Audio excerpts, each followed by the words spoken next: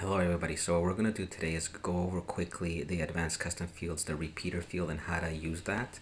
What we're going to create is something like this, a menu, and we're going to go into the back end, and it enables you to add dishes or items. So if you just wanted to add another one, you just click here, put your price in, and it's done. If you wanted to remove it, it's just as easy to, you just click that button and it's gone.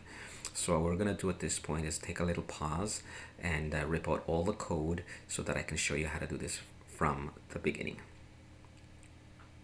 So the first thing we want to do is go into our custom fields plugin. I'm not going to go over how to add that or install that plugin because we've already done that on previous videos. If you need information on that, please watch the previous videos, and I would suggest you actually do watch them if you haven't, because I'm going to go a little quickly and you might get lost if you haven't seen those. So click on custom fields, and then we're going to click on new, and we're going to start right off the bat. We're going to enter a title. We're going to call this menu. Okay, and right away we're gonna go into here where location. We want to connect this to a page. Whenever the page is equal to restaurant menu, we want to connect it. And then we go all the way to the bottom. We click on this to toggle all of them. This basically is going to hide all these fields from our page except page attributes. You want that to show. And then at this point, what we can do is we can start adding our sections. So click on add section, and the first label we're going to put here is sections, and then we're going to just call it menu underscore sections, and this first field is going to be a repeater field. So let me just scroll up so you can see it. Okay, right there, and it's a table, and right away within that repeater field we're going to add subfields. Actually, one sec. Let's put instead of add row, let's change it to add section, just so it's easier to follow. And then within here where it says subfields, we're going to start adding our fields. So the first field is going to be called section title. Okay, and this is going to be just a text field, and we want to limit this to 20%, and that's it for this one. And then we want to go to our next one. We want to add another subsection, and we're going to call this one section items. Okay, and we're going to make this a repeater field also, because this is we're gonna add over and over different dishes. So let's make that a repeater field. Okay, and let's change that button label to add dishes, and we're gonna make sure that's a table. And what else? And within here we're gonna start adding our sections, subsections. So let's put the first one, it's gonna be called dish name. Okay, that's gonna be a text field. We want to limit that to 20% because we don't want it to be too big. That's it for that one. Add another field. We'll call that one dish description. That's going to be a text field also. Okay, we can leave that alone. And then let's add our final field, which is going to be dish price. And we're going to make that a number field. Okay, and we're gonna prepend a $sign just so it looks nice, and we're gonna make that 20% also.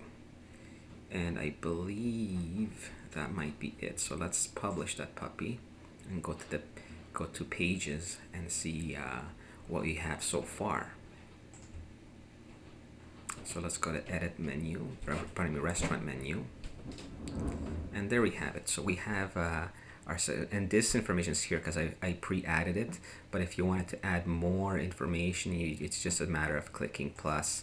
So let's say, actually let's get rid of that one. Let's say we wanted to add another dish.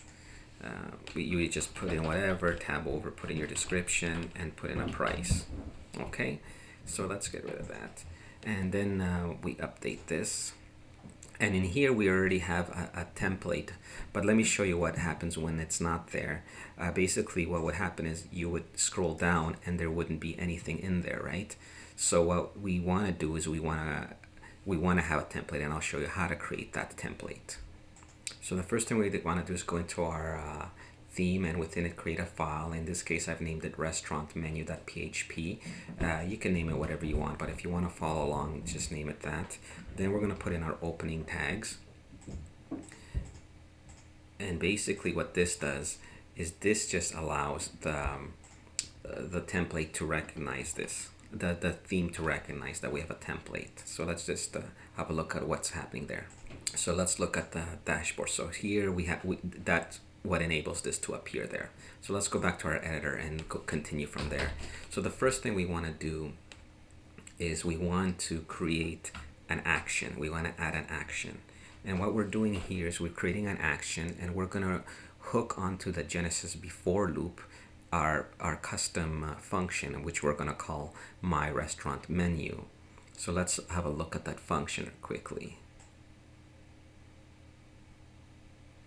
Okay. So what we want to do then is start our function. Here's our function, we're declaring it, and we're calling it my restaurant menu.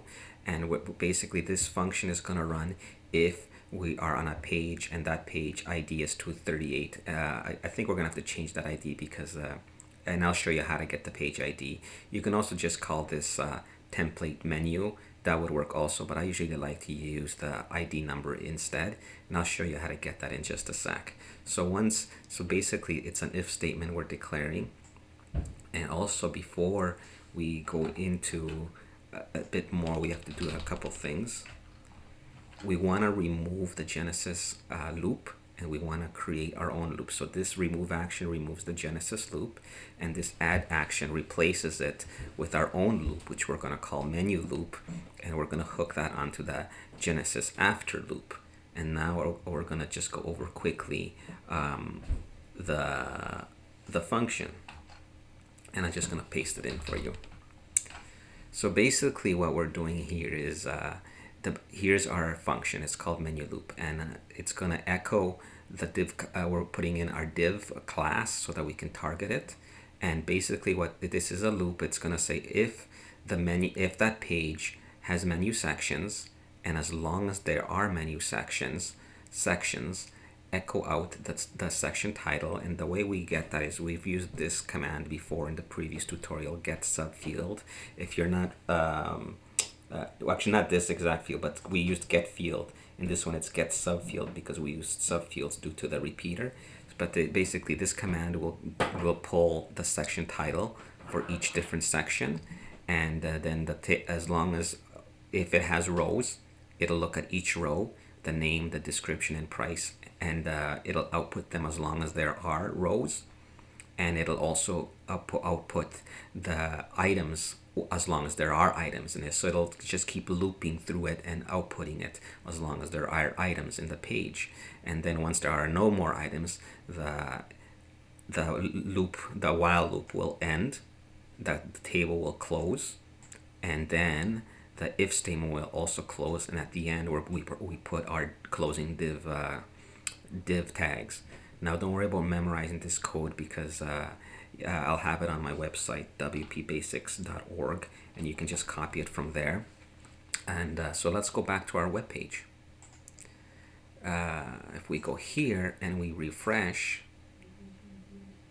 we can see that only this is there, and that's because, like I said, we have to put this code to match the ID of our page. So in order to do that, you go to, if you're using Chrome, you just right click, hit inspect, and in here is the ID. And so then we would just take this ID, which is 381 in this case, okay, and put it in here. Oops. And we save it, and we refresh, and just by doing that, now you can see that it's pulling in our template that we created, and it's really that easy. Oh, here's a mistake that we can fix. So let's say that this was an actual live site and somebody wanted to fix this $25, all you have to go is go into here, and you can see here they would do that, hit update, and just wait till it finishes updating. Here we go. And it's not easy to make additions or corrections or what have you. And you know that it's as simple as that.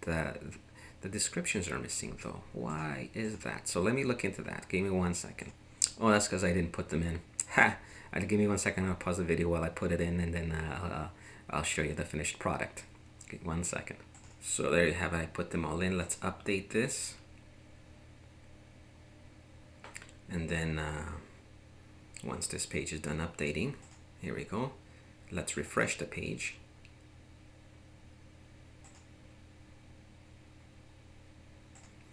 And there you have it. I just put in all the information and now it's picking it up. And as you can see, it's that easy to do it. And you know, so if you have any questions, post them in the comment section. I'll get to them as soon as I can. And I hope you like this video. Don't forget to like, and don't forget to subscribe, and I'll talk to you later. Bye bye.